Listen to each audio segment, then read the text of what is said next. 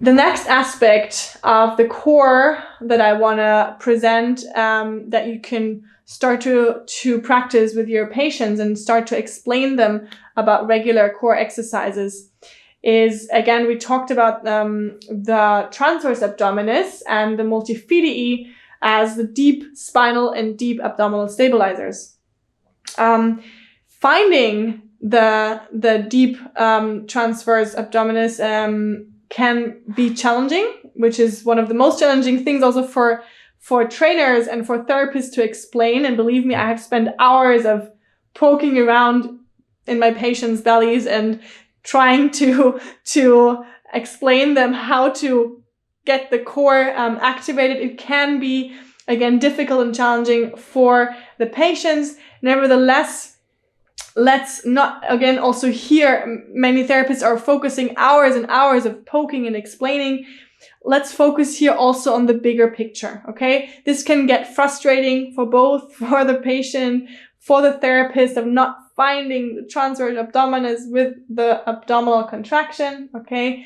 So activating the core, finding the transverse abdominis should look like, with the exhale, we want to see the belly button go up and inwards, and we can feel a contraction here in the groin, in the lower aspect of the abdomen, okay? What we don't want to see is the abdomen bulging out or the body crunching together, okay? So we want to keep the lower aspect of the spine in a natural arch for that.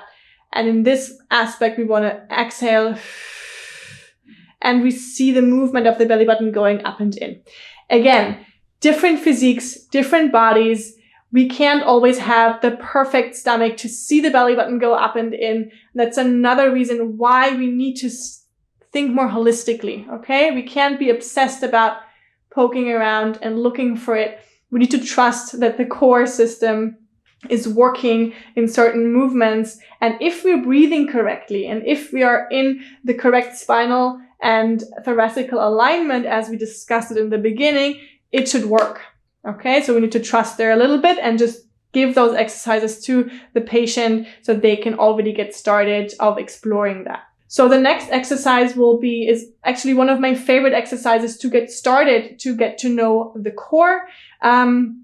This one can be a bit challenging if the person has maybe some sensitive wrists or arms, but we're going to talk about modifications and alternatives later on.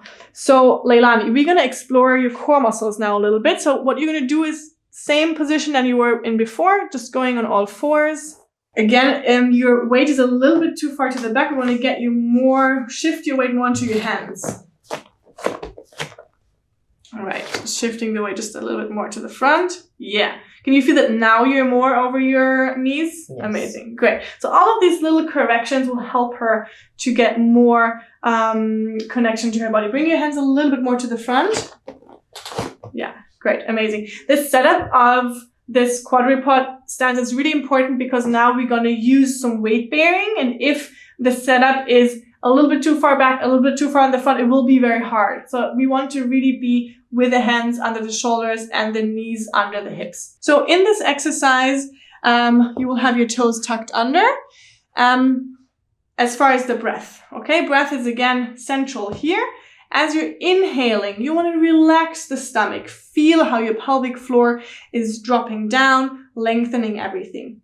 As you're exhaling, you want to start to think about the pelvic floor contraction we talked about before, of feeling a little bit of elevating tension around your sphincters, bringing your belly slightly in, and then as you're elevating your knees a little bit into the air, I want you to feel activation around your lower abdomen. All right, whenever you're ready. Good. Amazing. Great. So right now she went up a little bit.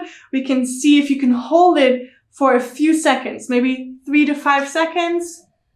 4, 5, and coming back down. We're going to do 5 more repetitions of this for you also to get understanding of this exercise. So every time you're lifting off, then touch your lower abdomen. Okay, so feel the activation around your lower abdomen. Perfect. Coming back down.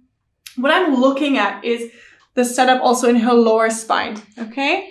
As she's elevating, I want to see if she's rounding her lower spine, which would indicate she's compensating with other muscles which are not her core. I want you actually, Lani, to take out your tailbone a little bit more. Yeah, because this is you remember, this is your neutral spine, right? So we want you to stay in your neutral spine as you're lifting off to really activate your core. This is a hard exercise, by the way, especially for Leilani. This is not easy, so she's really doing a great job. Good. Do you feel the difference when you are in the more neutral spine than when you're a bit rounder? Mm-hmm. How does it feel? It's easier when it's neutral. It's easier when it's neutral? Okay. So for her, it's easier when it's neutral. For some people, it might be even harder when it's neutral. Okay, great. So this exercise is, again, playing with the dynamics of relaxation and then contraction of the pelvic floor. Okay, great. So for Leilani, I would give her this exercise about 2 sets of 10 repetitions, okay? Taking breaks in between, moving your wrists also after if you feel there was some pressure on it. Amazing, great. So again, there to feel the relaxation again of the pelvic floor. To increase the pelvic floor activation, we're gonna add, you can add a ball or a yoga block or a bolster between the legs. And as she's lifting, we will add a little bit of a squeeze to that. Leilani, can you take this ball between your knees? Amazing. Go back to the position on all fours. Great. Tuck your toes under. Bring your weight just a little bit more onto your shoulders. Yeah, amazing. Great. So you will do the same exercise just now when you're a little bit less pelvic tilt. Less? Yeah, perfect. So you will do the same exercise. Now when you're lifting up, I also want you to slightly press against the ball. Good. Amazing. And come back down. Great. And again.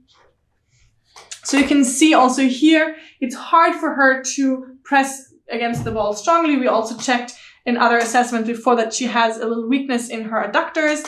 And we also see that it's hard for her to stay low. Can you stay lower? Good. The lower she needs to stay, the less she's lifting off, the harder this exercise is. Okay. In the addition with the ball that she's squeezing, we have more activation of her pelvic floor fibers as well. Okay. So this is a great exercise for a person to practice relaxation, contraction of the core, and of the pelvic floor muscles at the same time. It's efficient. It's time saving. You can use a pillow or yoga block instead of the ball if you don't have one at home. So that's a great exercise. I give a lot. Same repetitions roughly than the other exercise. 2 sets of 10 a day, 3 sets of 10 a day, depends. And after, make sure to relax your wrists. Also throughout this exercise, you can choose to relax your neck if it feels straining for you to keep the neck up. If you liked this video and you want to see more, make sure to subscribe below and don't forget to hit the notification button.